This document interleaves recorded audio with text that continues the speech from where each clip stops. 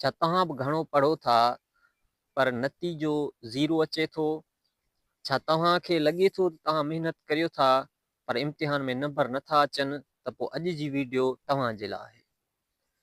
अस्सलाम वालेकुम दोस्तो, सच ॿुधायां त मसइलो तव्हांजी महिनत में न आहे, मसइलो तव्हांजे तरीक़े में आहे। जेको तव्हां तरीक़ो अपनायो था, जंहिं तरीक़े सां पढ़ो था, उहो वे जेको आहे उनखे जेकॾहिं सही वे सां पढ़िजे त तव्हां इम्तिहान में अञा वधीक नंबर हासिल करे सघो था। घणा शागिर्द सिर्फ़ किताब खोले ऐं कलाकनि ताईं पढ़ंदा रहंदा आहिनि, पर दिमाग़ सिर्फ़ ॾिसण सां यादि नथो रखे, दिमाग़ खे चैलेंज खपे।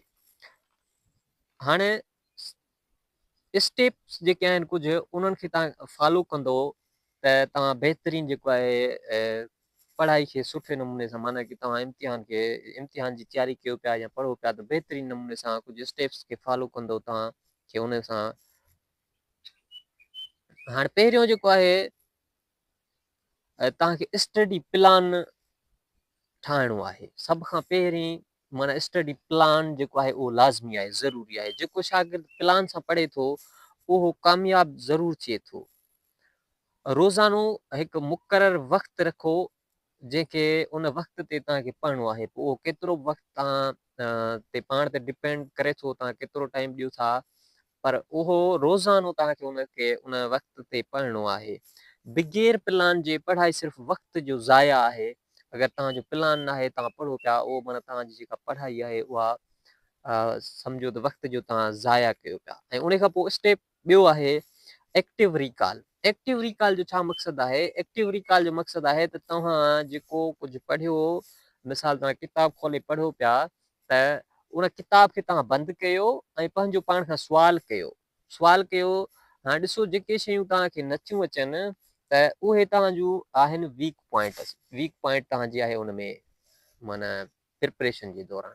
हाणे वरी तव्हांखे छा करिणो आहे? उनखे तव्हांखे पढ़णो आहे, उनखे यादि करिणो आहे। इहो आहे त स्पेस्ड रिपीटेशन। हाणे स्पेस्ड रिपीटेशन जो मक़सदु छा आहे? त अॼु जेको तव्हां पढ़ियो आहे उहो कुझु ॾींहंनि बाद तव्हां उनखे वरजायो, उनखे रिवाइज़ कयो। ईअं करण सां उहो तरीक़ो अपनाइण सां तव्हांजी याददाश्त जेका आहे उहा मज़बूत थींदी, तेज़ थींदी। ऐं चौथो स्टेप आहे त तव्हां पास्ट पेपर सॉल्व कयो। जेको बि तव्हां जंहिं बि इम्तिहान जे लाइ तयारी कयो पिया, त उन जा जेके पास्ट पेपर आहिनि उन्हनि खे तव्हां सॉल्व कयो। इम्तिहान में उहो ई ईंदो आहे जेको पेपर जे अंदाज़ में हूंदो आहे। जेकॾहिं तव्हां मश्क न कंदा त तव्हां प्रेशर में विसारे छॾींदा। अगरि फ़र्ज़ु करियो तव्हांखे हूअं जेकॾहिं तव्हां पास्ट पेपर सॉल्व कंदो त उन सां तव्हांखे बेनिफिट इहो थींदो, तव्हां अहिड़े जेको अॻियों एग्ज़ाम ईंदो, पेपर हूंदो, उहो उन पैटर्न जे मुताबिक़ हूंदो। पैटर्न जेको हूंदो त तव्हांखे तयारी करण में बि सवलाई थींदी।